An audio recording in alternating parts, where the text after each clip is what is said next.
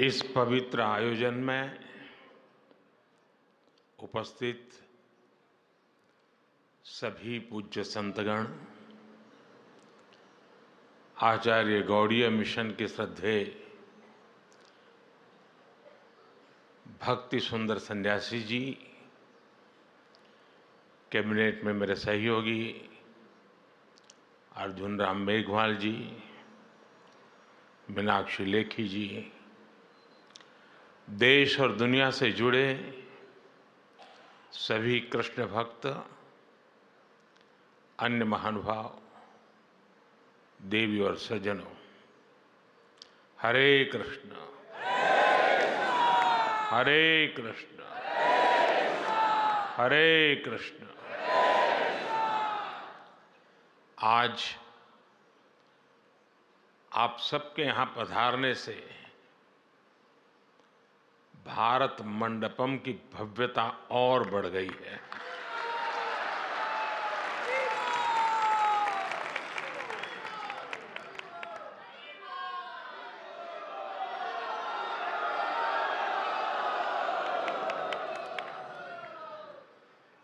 इस भवन का विचार भगवान बसवेश्वर के अनुभव मंडप से जुड़ा हुआ है। अनुभव मंडपम प्राचीन भारत में आध्यात्मिक विमर्शों का केंद्र था। अनुभव मंडपम जन कल्याण की भावनाओं और संकल्पों का ऊर्जा केंद्र था। आज श्रील भक्ति सिद्धांत सरस्वती गोस्वामी प्रभुपाद जी की 150वीं जयंती के अवसर पर भारत मंडपम में वैसी ही ऊर्जा दिखाई दे रही है।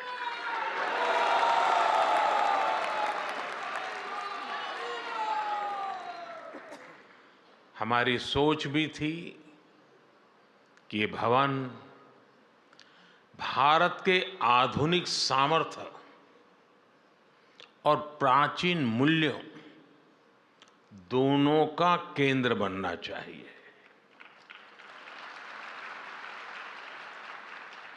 अभी कुछ महीने पहले G20 समिट के जरिए यहां से नए भारत के सामर्थ्य के दर्शन हुए थे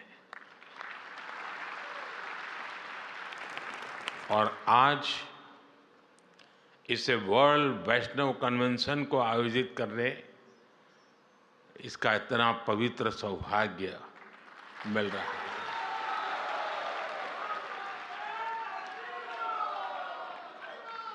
और यही तो नए भारत की तस्वीर है।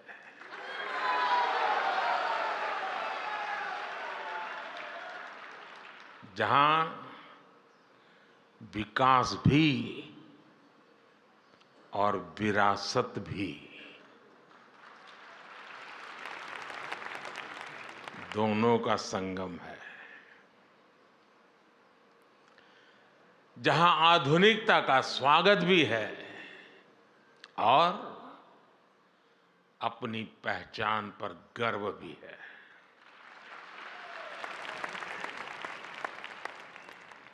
ये मेरा सौभाग्य है कि इस पुण्य आयोजन में आप सब संतों के बीच यहां उपस्थित हो।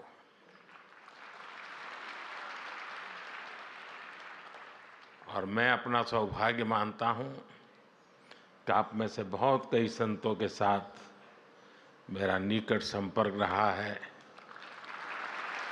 मुझे अनेक बार आप सबका सानिध्य मिला है। मैं कृष्णम वंदे जगद्गुरुम की भावना से भगवान के श्री चरणों में प्रणाम करता हूं।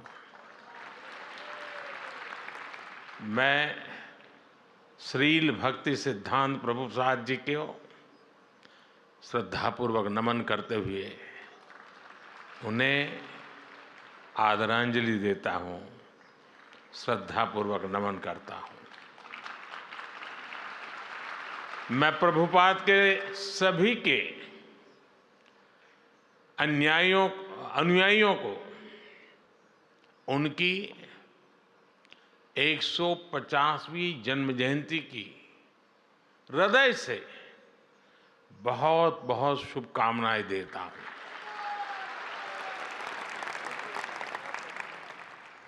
आज इस अवसर पर मुझे श्रील प्रभुपाद जी की स्मृति में पोस्टल स्टैंप और स्मारक सिक्का जारी करने का सौभाग्य भी मिला और मैं इसके लिए भी आप सभी को बधाई देता हूं। पूज्य संतगण,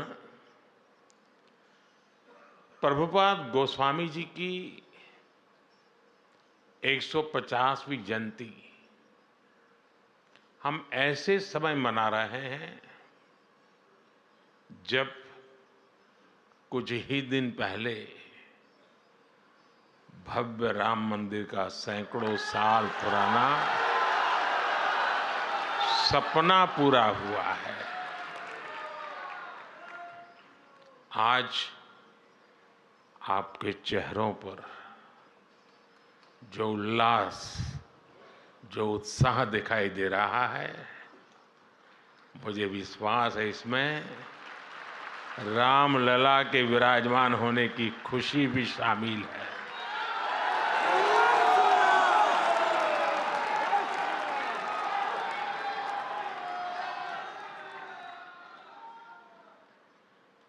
इतना बड़ा महायज्ञ संतों की साधना से, उनके आशीर्वाद से ही पूरा हुआ है। साथियों, आज हम सब अपने जीवन में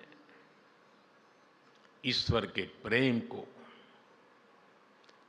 कृष्ण लीलाओं को और भक्ति के तत्व को इतनी सहजता से समझते हैं। इस युग में इसके पीछे चैतन्य महाप्रभु की कृपा की बहुत बड़ी भूमिका है।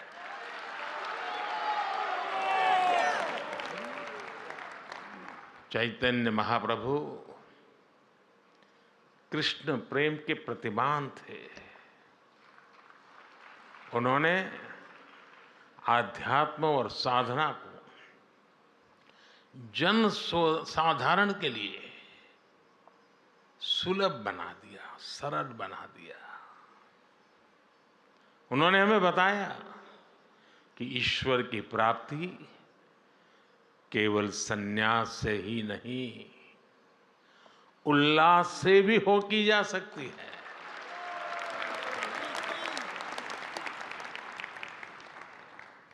और मैं अपना अनुभव बताता हूं। मैं इस परंपराओं में पला बढ़ा इंसान हूं।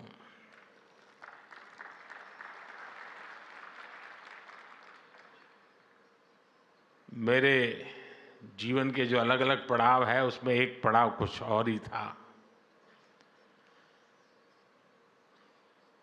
मैं उस माहौल में बैठता था, बीच में रहता था, भजन कीर्तन चलते थे, मैं अपने कोने में बैठा रहता था, सुनता था,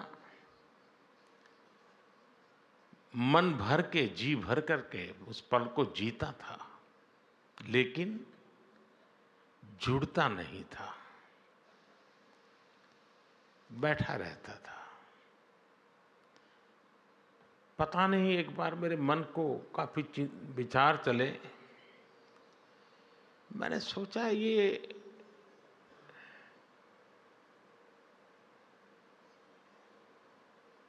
दूरी किस चीज की है? वो क्या है जो मुझे रोक रहा है? जीता तो हूं, जुड़ता नहीं हूं। और उसके बाद जब मैं भजन कीर्तन में बैठने लगा तो खुद भी ताली बजाना, जुड़ जाना, और मैं देखता चला गया कि मैं उसमें रम गया था।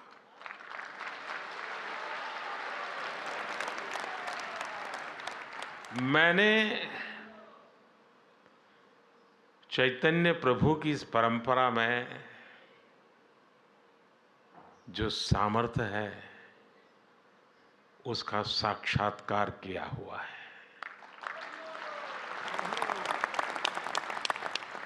और अभी जब आप कर रहे थे और मैं ताली बजाना शुरू हो गया तो वहाँ लोगों को लग रहा है पीएम ताली बजा रहा है। पीएम ताली नहीं बजा रहा था, प्रभु भक्त ताली बजा रहा था।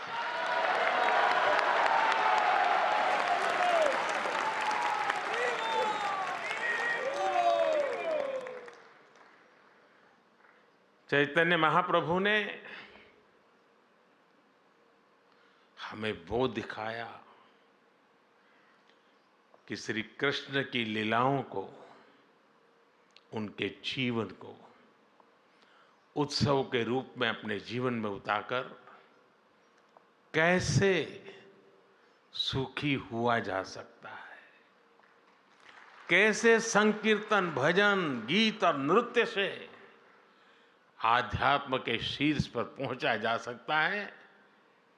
आज कितने ही साधक ये प्रत्यक्ष अनुभव कर रहे हैं, और जिसका अनुभव को आनंद होता है, मुझे उसका साक्षात्कार हुआ है।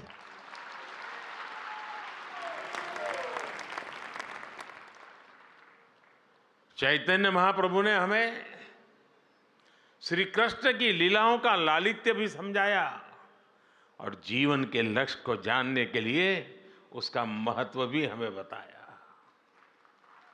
इसलिए भक्तों में आज जैसी आस्था भागवत जैसे ग्रंथों के प्रति है, वैसा ही प्रेम चैतन्य चरितामृत और भक्तमाल के लिए भी है।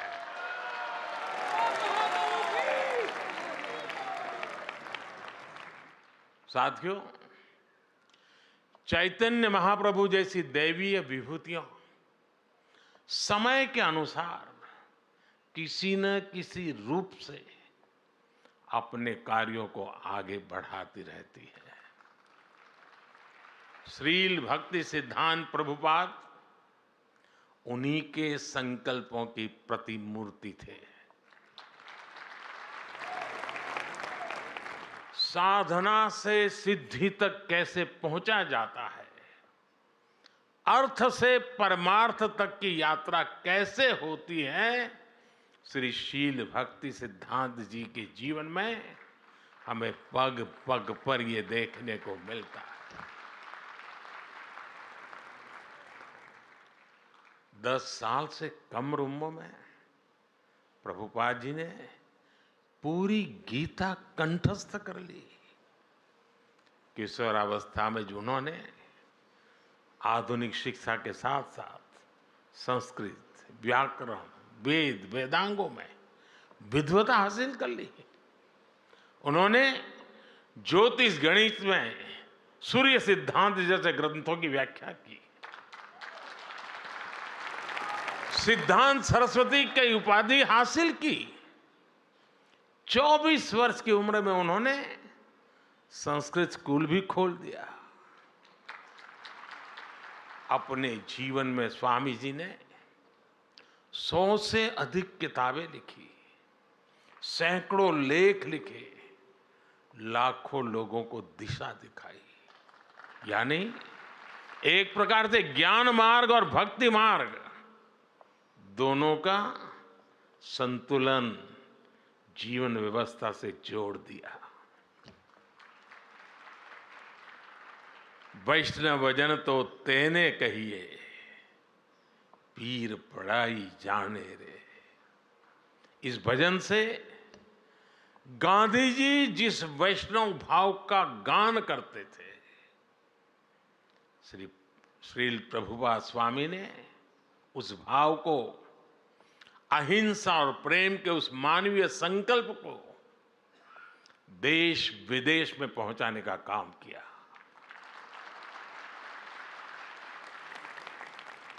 साथियों, मेरा जन्म तो गुजरात में हुआ है।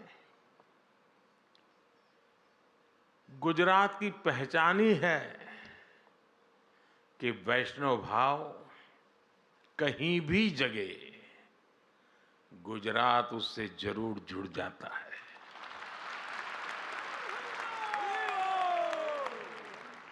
खुद भगवान कृष्ण मथुरा में अवतरित होते हैं, लेकिन अपनी लीलाओं का विस्तार देने के लिए वो द्वारिका आते हैं। मीराबाई जैसी महान कृष्ण भक्त राजस्थान में जन्म लेती हैं, लेकिन श्री कृष्ण से एकाकार होने वो गुजरात चली आती है। ऐसे कितने ही वैष्णव संत हैं जिनका गुजरात की धरती से, द्वारिका से विशेष नाता रहा है। गुजरात के संत कवि नरसिंह मेहता, उनकी भी जन्मभूमि है। इसलिए श्री कृष्ण से संबंध, चैतन्य महाप्रभु की परंपरा, ये मेरे लिए जीवन का सहज स्वाभाविक हिस्सा है। साथियों, मैं 2016 में गौड़ीय मठ के शताब्दी समारोह में आप सबके बीच आया था। उस समय मैंने आपके बीच भारत की आध्यात्मिक चेतना पर विस्तार से बात की थी। कोई समाज जब अपनी जड़ों से दूर जाता है तो वो सबसे पहले अपने सामर्थ्य को भूल जाता है। इसका सबसे बड़ा प्रभाव ये होता है कि जो हमारी खूबी होती है, जो हमारी ताकत होती है, हम उसे ही लेकर हीन भावना का शिकार हो जाते हैं। भारत की परंपरा में, हमारे जीवन में भक्ति जैसा महत्वपूर्ण दर्शन भी इससे अछूता नहीं रहा। यहां बैठे युवा साथी मेरी बात से कनेक्ट कर पाएंगे।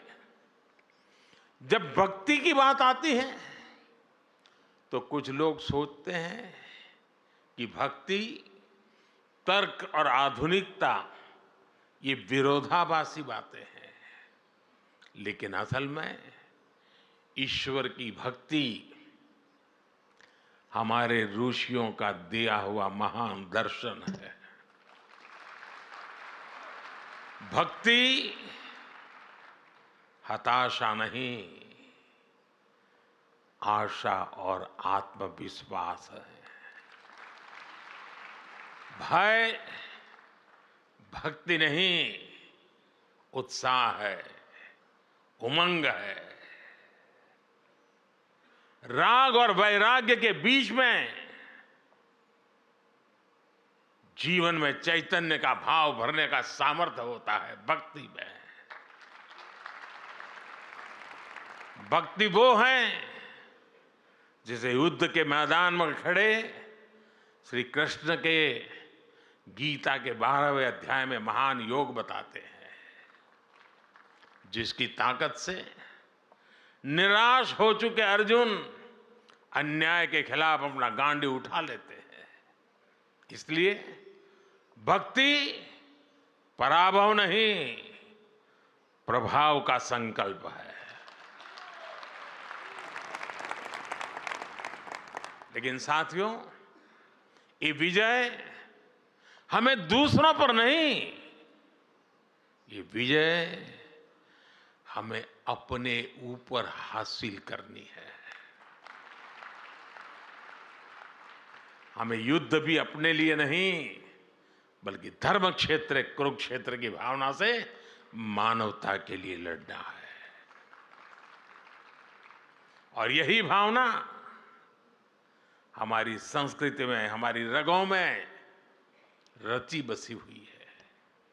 इसलिए भारत कभी सीमाओं के विस्तार के लिए दूसरे देशों पर हमला करने नहीं गया। जो लोग इतने महान दर्शन से अपरिचित थे, जो उसे समझे नहीं, उनके वैचारिक हमलों ने कहीं न कहीं हमारे मानस को भी प्रभावित किया। लेकिन हम श्रील प्रभुपाद जैसे संतों के ऋणी हैं, जिन्होंने करोड़ों लोगों को पुनः सच के दर्शन कराए, उन्हें भक्ति की गौरव भावना से भर दिया। आज आजादी के अमृत काल में गुलामी की मानसिकता से मुक्ति का संकल्प लेकर देश संतों के उस संकल्प को आगे बढ़ा रहा है। साथियों, यहां भक्ति मार्ग के इतने विद्वान संतगण बैठे हैं। आप सभी भक्ति मार्ग से भली भांति परिचित है। हमारे भक्ति मार्गी संतों का योगदान आजादी के आंदोलन में भक्ति आंदोलन की भूमिका अमूल्य रही है। भारत के हर चुनौतीपूर्ण कालखंड में कोई न कोई महान संत, आचार्य, ऋषि, मुनि किसी न किसी रूप में राष्ट्र को दिशा देने के लिए सामने आए हैं। आप देखिए, मध्यकाल के मुश्किल दौर में जब हार भारत को हताशा दे रही थी, तब भक्ति आंदोलन के संतों ने हमें हारे को हरि नाम, हारे को हरि नाम मंत्र दिया। इन संतों ने हमें सिखाया कि समर्पण केवल परम सत्ता के सामने करना है। सदियों की लूट से देश गरीबी की गहरी खाई में था। तब संतों ने हमें त्याग और तितिक्षा और जीवन जीकर अपने मूल्यों की रक्षा करना सिखाया। हमें फिर से ये आत्मविश्वास से हुआ कि जब सत्य की रक्षा के लिए अपना सब कुछ बलिदान किया जाता है, तो असत्य का अंत होकर ही रहता है। सत्य की ही विजय होती है, सत्यमेव जयते। इसलिए आजादी के आंदोलन को भी स्वामी विवेकानंद और श्रील स्वामी प्रभुपाद जैसे संतों ने असीम ऊर्जा से भर दिया था। प्रभुपाद स्वामी के पास नेताजी सुभाष चंद्र बोस और महामना मालवीय जैसी हस्तियां उनके आध्यात्मिक मार्गदर्शन लेने आती थी। साथियों, बलिदान देकर भी अमर होने रहने का यह आत्मविश्वास हमें भक्ति योग से मिलता है। इसलिए हमारे ऋषियों ने कहा है, अमृत स्वरूपाच, अर्थात वह भक्ति अमृत स्वरूपा है। आज इसी आत्मविश्वास के साथ करोड़ों देशवासी राष्ट्रभक्ति की ऊर्जा लेकर अमृत काल के में प्रवेश कर चुके हैं। इस अमृत काल में हमने अपने भारत को विकसित बनाने का संकल्प लिया है। हम राष्ट्र को देव मानकर देव से देश का विजन लेकर आगे बढ़ रहे हैं। हमने अपनी ताकत, अपनी विविधता को बनाया है। देश के कोने कोने के सामर्थ्य है, यही हमारी ऊर्जा, हमारी ताकत, हमारी चेतना है। साथियों, यहां इतनी बड़ी संख्या में आप सब लोग एकत्र हैं। कोई किसी राज्य से है, कोई किसी इलाके से है। भाषा, बोली, रहन सहन भी अलग अलग है, लेकिन एक साझा चिंतन सबको कितनी सहजता से जोड़ता है। भगवान श्री कृष्ण हमें सिखाते हैं, अहम आत्मा गुणाकेश सर्वभूताशय स्थित, अर्थात सभी प्राणियों के भीतर उनकी आत्मा के रूप में एक ही ईश्वर रहते हैं। यही विश्वास भारत के अंतर मन में नर से नारायण और जीव से शिव की अवधारणा के रूप में रचा बसा है।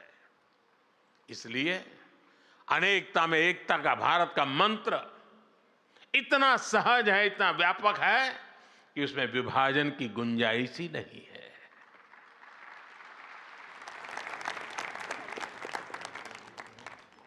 हम एक बार हरे कृष्ण बोलते हैं और एक दूसरे के दिलों से जुड़ जाते हैं।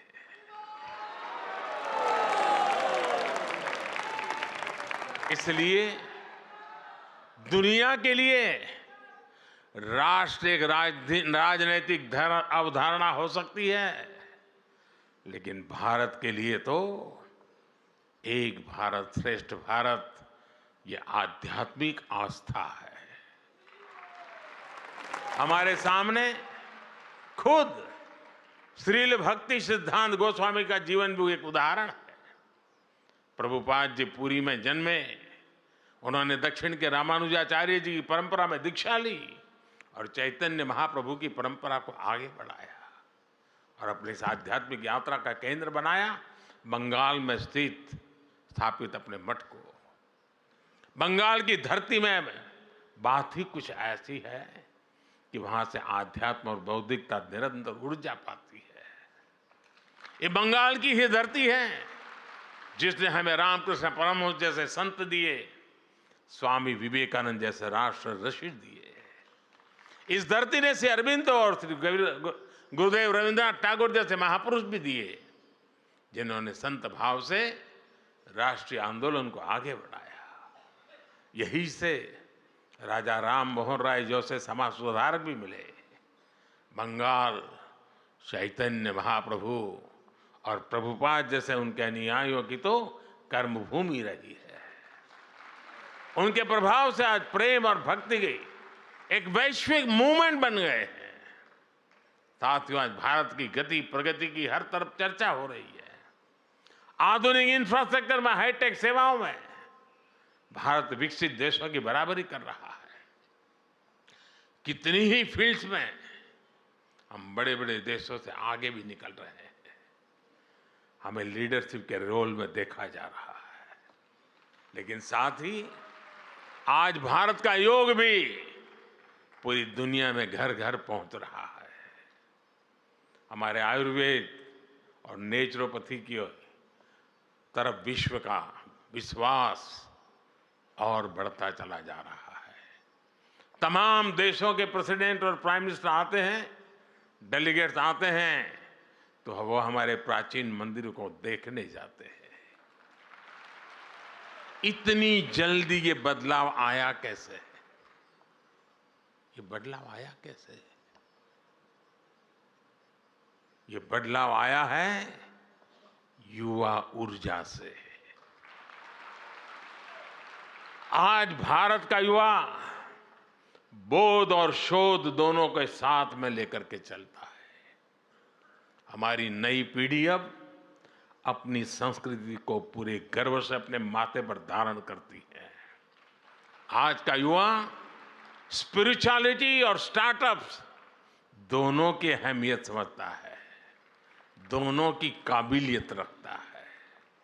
इसलिए हम देख रहे हैं आज काशी हो या अयोध्या, तीर्थ स्थलों में जाने वालों में बहुत बड़ी संख्या हमारे युवाओं की होती है। भाइयों और बहनों, जब देश की नई पीढ़ी इतनी जागरूक हो तो ये स्वाभाविक है कि देश चंद्रयान भी बनाएगा और चंद्रशेखर महादेव का धाम भी सजाएगा। जब नेतृत्व युवा करेगा तो देश चंद्रमा पर रोवर भी उतारेगा और उस स्थान को शिव शक्ति नाम देकर अपनी परंपरा को पोषित भी करेगा।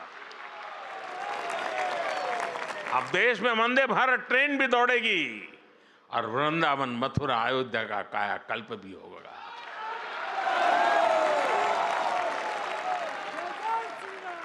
मुझे बताते हुए भी खुशी हो रही है कि हमने नमामि गंगे योजना के तहत बंगाल के मायापुर में सुंदर गंगा घाट का निर्माण भी शुरू किया है। साथियों, विकास और विरासत की ये हमारा कदमताल 25 वर्षों के अमृत काल में ऐसे ही अनवरत चलने वाला है। संतों के आशीर्वाद से चलने वाला है। संतों के आशीर्वाद से हम विकसित भारत का निर्माण करेंगे और हमारा आध्यात्म पूरी मानवता के कल्याण का मार्ग प्रशस्त करेगा। इसी कामना के साथ आप सभी को हरे कृष्णा, हरे कृष्णा, हरे कृष्णा। बहुत बहुत धन्यवाद।